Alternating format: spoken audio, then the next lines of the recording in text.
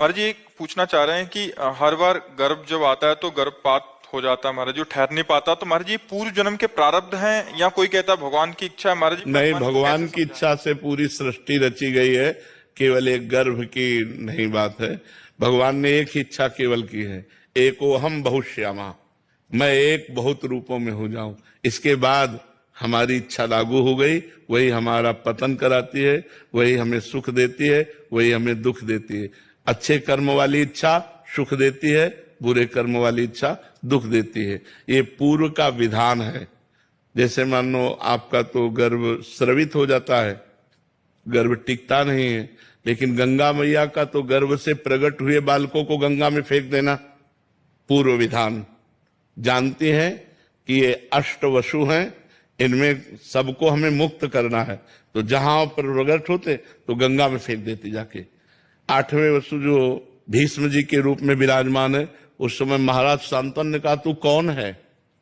ऐसी मां तो मैंने सृष्टि में नहीं देखी जो अपने नवजात शिशु को जल की धारा में फेंक दे।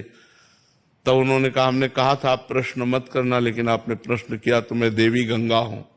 कांप गए कि पत्नी के रूप में मां भगवती गंगा देवी, बस वो अब नहीं टिकूंगी, और अंतर ध्यान हो गई पुत्र को लेकर। वही पुत्र महारथी अतिरथियों के वीरों के वीर भीष्म पितामह जी हुए।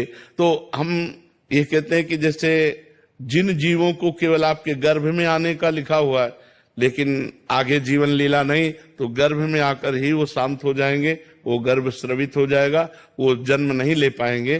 तो अब जिन जीवों को लिखा जन्म लेते ही मर जाना, वो जन्म लेते ही मर जाते। जिनका लिखा है थोड़ा सा बाल, तो आप देखो हर तरह की आयु में मृत्यु हो रही। तो ये सब लिखा हुआ है, हमारे पूर्व कर्मों के अनुसार सब कुछ विधान है। जो जीव जितने मिनट का आएगा, जितने सेकंड का आएगा, उतने मिनट सेकंड टिक पाएगा, इसका नाम मृत्यु लोक है। तो इसमें हमें भगवान की आराधना करनी चाहिए और अपने पूर्व प्रारब्ध को नष्ट करके नए भाग्य की रचना करनी चाहिए।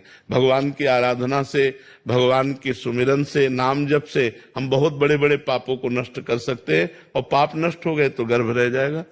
एक परिवार 18-20 साल उनको ब्याह किए हो गए और संतान नहीं होती थी, लेकिन उन्होंने छोड़ा नहीं।